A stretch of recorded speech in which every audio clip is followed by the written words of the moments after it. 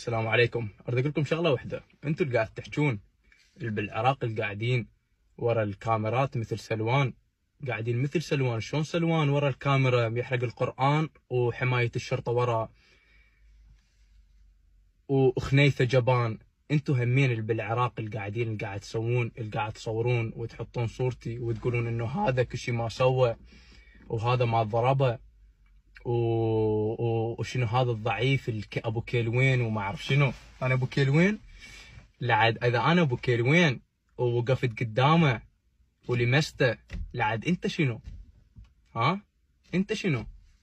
انا البارحه اللي صار شفته باللايف، وين انا ما عايش، انا عايش بسويسرا، شفته باللايف فاتح لايف قال لي رجال خليجي، الرجال خليجي 37 دوله دعسناها، هيك حكى على العرب كلهم، حكى على العرب المسلمين، قال 37 دوله دعسناها.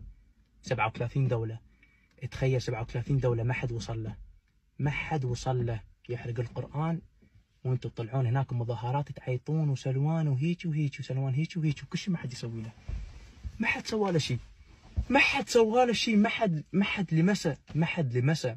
فاني البارحه لما رحت له، لما قلت له تعال خلينا نلعب، مو يعني خلينا نلعب ومتفقين انه يلا تعال نلعب انا وياك شقه وعمود ياخذ حمايه من الشرطه، هاي اكبر غلط، مو هيك الحكي. لما قلت له خلينا نلعب اجيته بالقانون السويدي، شلون ما هو اجى بالقانون السويدي يحرق القرآن، انا جيت بالقانون السويدي وجبت الشفوف. لما جبت الشفوف مو يعني ارد اصير له مايك تايسون، لو ارد اصير له شي شغله، لو ارد اموته، لا، جيت بالشفوف كقانون سويدي، انه سبارينج بالعربي يعني شلون نتلاكم انا وياه. بس البارحه شفت شلون شرد، يعني البارحه باللايف مالته، كانوا باللايف مالته هم يعرفون، يفتح لايف ويقول وين العرب، وين المسلمين خليجون ما عندهم غيره، يقول العراقيين ما عندهم الغيره. وصدق انتم العراقيين ما عندكم غيره، لان انتم كلكم قاعد تباوعون، كلكم بنات، انتم اللي قاعد تباوعون هسه كلكم بنات، كل واحد ايش طوله ايش عرضه، كل واحد وعضلاته وما اعرف شنو وما بيحظ، كل واحد عضلاته وما بيحظ. فالبارحه اللي صار راويتكم ذليته وراويتكم شنو من جبان، راويتكم شنو واحد من جبان ويخاف وبس شاطر ورا الكاميرات وورا حمايه الشرطه. واني لما رحت هناك ما رحت هناك عمود دمي، رحت هناك قانون سويدي اتمرنت عليه، يعني كان عندي تدريب البارحه، ما كان لا ضرب ولا هاي. فاذا تريدون تشوفون عركتي راح يكون عندي لعبه، ما اعرف هسه اي يوم، بعد شهرين 3 شهور راح يكون عندي لعبه اقدر انزل الفيديو شلون اتعارك. انا ما اتعارك هيجي، بالعكس انا البارحه بس رزلته، لعبت وياه، شقيت وياه هيجي، بس لعبت وياه هيجي واحد واثنين، هي هاي رزلته. راويتكم هو شنو، هو واحد انسان خنزير، وواحد يعني بعد حتى لتباعون بوجهه، بعد ثاني مره لتباعون بوجهه. شويه عربيتي مو هالقد زينه، يعني عندي يعني اقطع بالعربي مالتي شويه، لانه طلعت من العراق انا وكان عمري صغير، كان عمري اتوقع 10 سنوات، فعربيتي مو هالقد.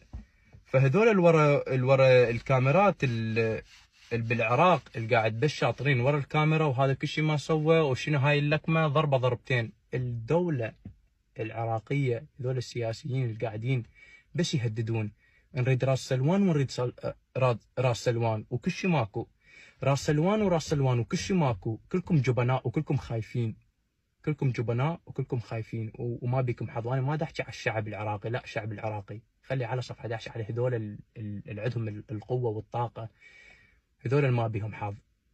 37 دوله هددوا السويد انه راح يفجروها، 37 دوله هددوا السويد انه راح يقطعون راسه، 37 دوله هددوا السويد انه هيك وهيك راح يسوون، وما حد سوى شيء، ما حد بيحظ يسوي شيء، ما حد بيحظ، وخايفين قاعدين بالسويد وخايفين، قاعدين بالسويد وخايفين. لا انا ما اروح الزمه، لا انا ما راح اروح الزمه، اخاف نقطه سوداء وما اعرف شنو هاي. البارحه رحت له كقانون سويدي العب وياه، وراويتكم شنو من جبان وخاف وشرد وراد يشمر علي اللوحه، اوكي. ولما شفته ما ضرب رحت من هناك، اني قلت له اضرب وما ضرب، فهو اكبر جبان.